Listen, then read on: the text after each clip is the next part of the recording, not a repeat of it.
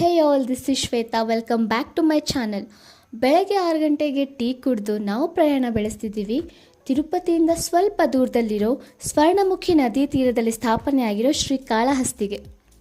ಕ್ರಿಸ್ತಶಕ 5ನೇ ಶತಮಾನದಲ್ಲಿ ಪಲ್ಲವರಿಂದ ಸ್ಥಾಪನೆಯಾಗಿರೋ ಈ ದೇವಸ್ಥಾನವನ್ನು ನಂತರದಲ್ಲಿ ಚೋಳರು ಹಾಗೂ ವಿಜಯನಗರ ಸಾಮ್ರಾಜ್ಯದ ಅರಸರು ಅಭಿವೃದ್ಧಿಯನ್ನು ಪಡಿಸ್ತಾರೆ. ದೇವಸ್ಥಾನದ ಮುಂಭಾಗಕ್ಕೆ ಬರ್ತಿದ್ದಂಗೆ ಈ ರಾಜಗೋಪುರದ ಮುಖೇನ ಬರೋ ಸೂರ್ಯರಶ್ಮಿಗಳು ನಮ್ಮ ಮನಸ್ಸನ್ನು ಪ್ರಫುಲ್ಲಗೊಳಿಸಿದ್ವು. ಈ ದೇವಸ್ಥಾನಕ್ಕೆ ಶ್ರೀ ಕಾಳಹಸ್ತಿ ಅಂತ ಏನಕ್ಕೆ ಕರೀತಾರೆ ಗೊತ್ತಾ?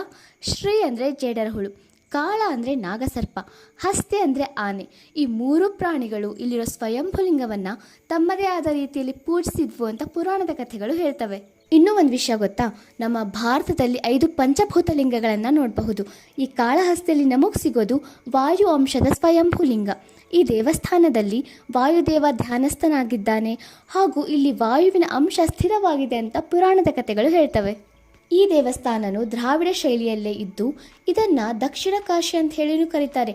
ಕಾಶಿ ರಾಮೇಶ್ವರಕ್ಕೆ ಹೋಗಿ ಸಿಗೋ ಪುಣ್ಯ ಈ ದೇವಸ್ಥಾನಕ್ಕೆ ಹೋದರೆ ಸಿಗುತ್ತೆ ಅನ್ನೋದು ಪ್ರತೀತಿ.